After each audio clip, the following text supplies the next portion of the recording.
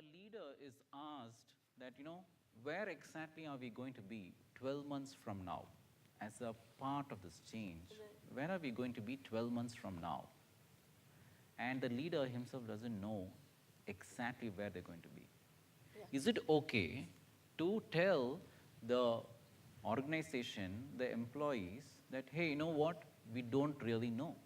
Is that okay? Any thoughts on that? And this is a question not only to you, Sushama, but to the whole group. Sure. So, and as we said, open and honest communication is the key to the success.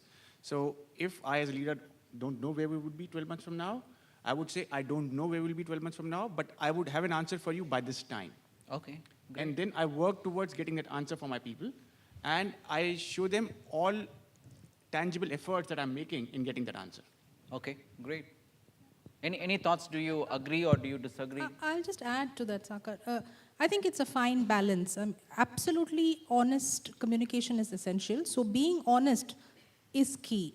But that said, people are looking, and as human beings, all of us are looking to some kind of direction, either that comes from within or that comes from outside. So we cannot be seen as directionless. So clearly communicate that if we do not know that this is the direction, and we would like to take your thoughts in terms of how can we articulate the next steps to reach where we want to reach. So I would still say, be honest, but keep it directional largely. That's my take on that. Yeah. Okay, great. So essentially what you're saying is that be honest, be clear. If you're not very sure where you're going or going to be reaching, be upfront about it. Yeah. Right? I think that's what essence of what both of you are saying. Okay. Yeah, Issac, you wanted to add? Yeah, I think more or less what I was thinking. I think when you look at change for future, it is very difficult to have a precise view, even at a leadership level. So I think, but like what she said, it is important, but to show that you are setting towards a direction. It can't be absolutely directionless. I think change is driven by leadership. Part of change is vision. I just had a question. Do we know where we are going? Probably not, right? But is it important to give people direction? The answer is yes. So how do you really manage that fine balance? I am actually coming from Hyderabad, right? If I take my flight to Hyderabad and the pilot announces saying that, we are going somewhere around Hyderabad. Is that good enough for me? No, right? So as leaders, and when you're in the cockpit of leadership, you really need to give them a clear idea as to where you're going.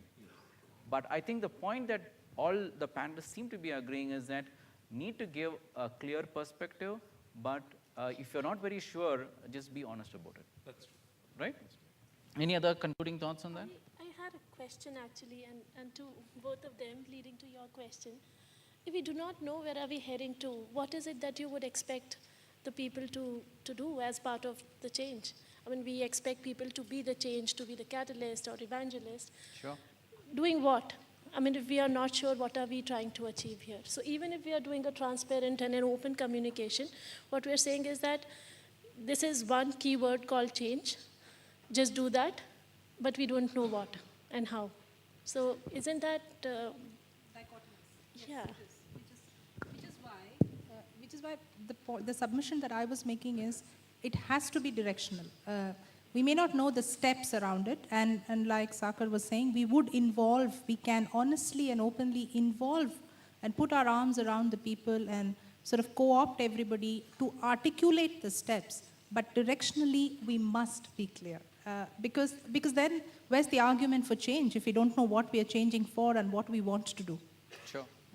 Great. So as I said, see, if I inherit a change, right, then somebody above me has decided where we are going, right? In that case, I would more or less know what the end state looks like.